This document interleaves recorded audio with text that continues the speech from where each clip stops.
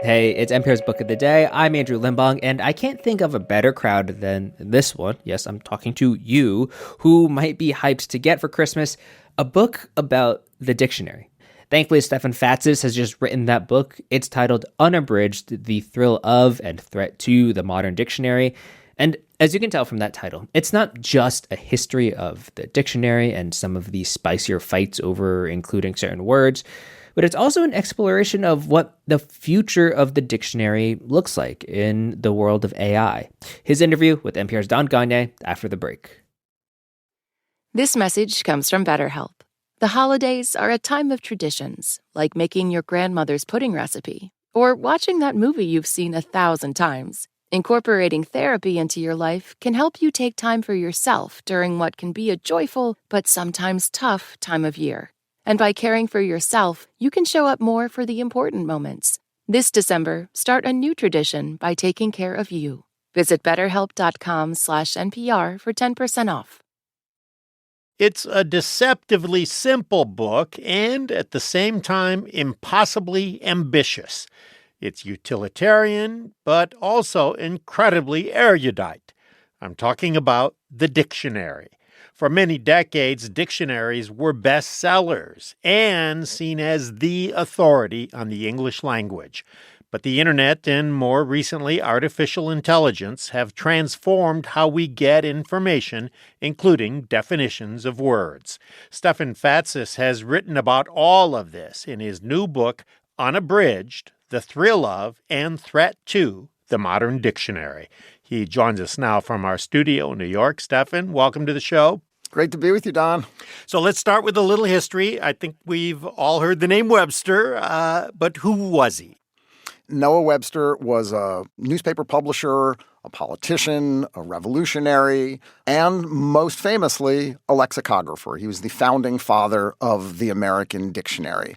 He published his first dictionary. It was called the Compendious Dictionary in 1806, and it was panned because Noah Webster had some kind of crazy ideas about spelling and etymologies, and he started over. And he finally, in 1828, published his grand work, An American Dictionary of the English Language. Why did he think we needed a dictionary of the American language?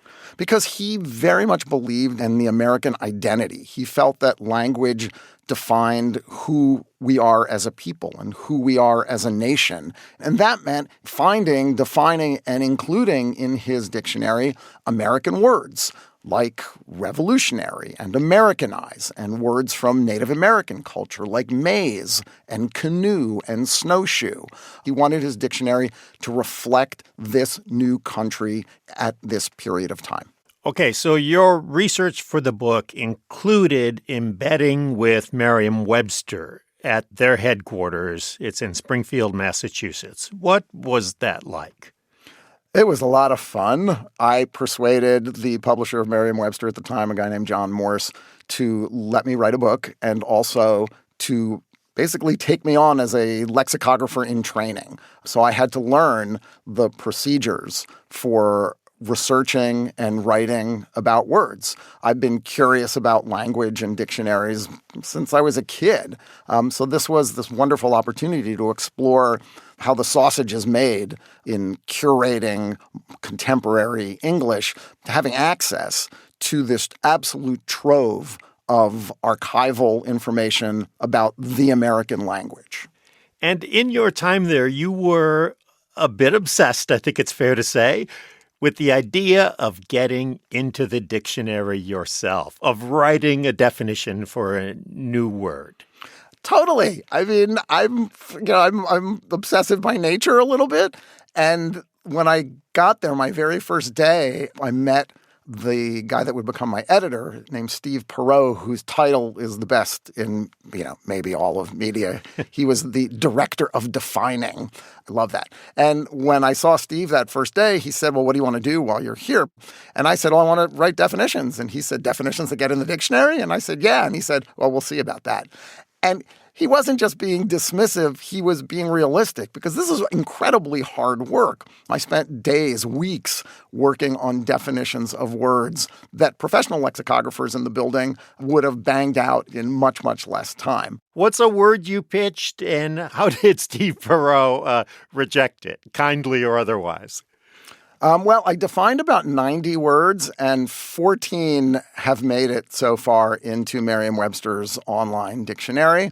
I got microaggression and safe space and dogpile and headbutt, words that were part of culture, and we think of them as, oh, those are pretty common, but it takes a while for words to bubble up and to sort of become part of the list of words that need to get in. But the words that got rejected, some of them I feel should be in there. I mean, one that I really liked was a concussion-related word called the fencing response. It's what happens when someone sort of hits their head and their arms go up in the air. It's a scientific term. I thought that was going to get in, but it didn't. Others were more frivolous. I tried to define sportocrat, which means a executive for the IOC or the FIFA, the international soccer body, these old men in blue blazers who are extremely privileged. And there's a bunch of that you'll see it occasionally in sports writing. So words and their definitions can be political, and of course they can be controversial. Tell us about the covert operation from 1959. To remove the F word from the dictionary, Don? That's exactly it. Yeah. Yes. So the editor of the Third, Philip Gove, believed very much, and this was a principle of this revolutionary dictionary, which generated tremendous cultural response after it was published in 1961, a backlash, actually, because it was viewed as permissive. Philip Gove's driving belief was that the dictionary should be descriptivist. It should give the reader explanations for how words are used, not proscriptivist telling readers what to do with the words. And so Gove wanted everything to be in the dictionary. He defined the F word just like every other word, and the president of Merriam Webster struck it from the book. It was the one word that the president of Merriam Webster felt was too offensive, would trigger readers, that would send 11-year-old boys looking it up. Is language actually changing more quickly nowadays? We seem to be living in hyperspace. It seems like there are new words coming out of social media, out of technology. Is it changing more quickly?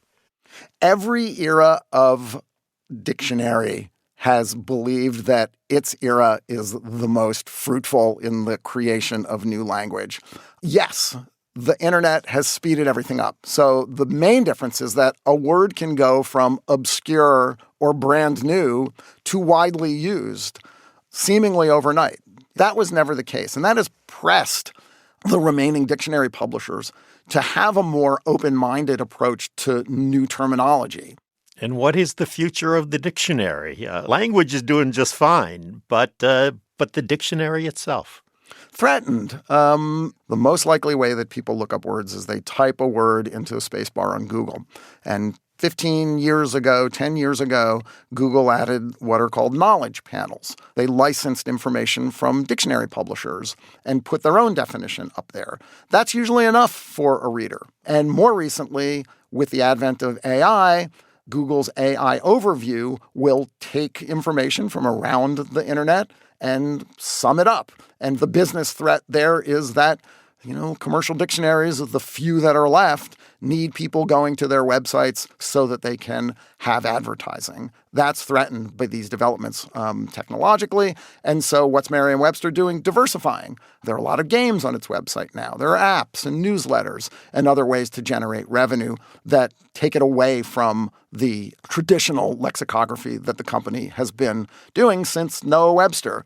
The hope is that the innovation that Merriam has undertaken will save the business of lexicography for many more generations to come.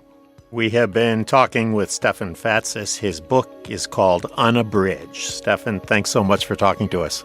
Thanks, Don. Thanks for having me. And just a reminder that signing up for Book of the Day Plus is a great way to support NPR's book coverage and public media. And you'll get to listen to every episode sponsor-free. So please go find out more at plus.npr.org/book of the day.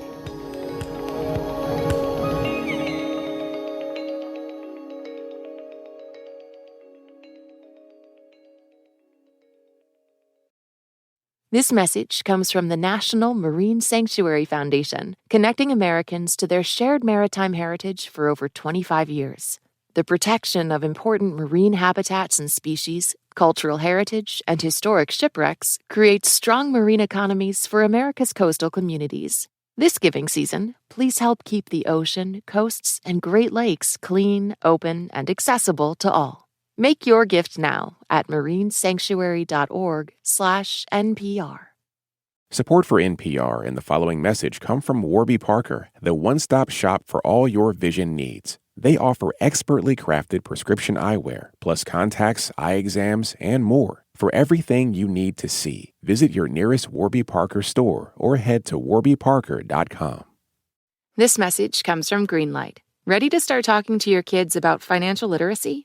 Meet Greenlight, the debit card and money app that teaches kids and teens how to earn, save, spend wisely, and invest. Start your risk-free trial at greenlight.com/NPR.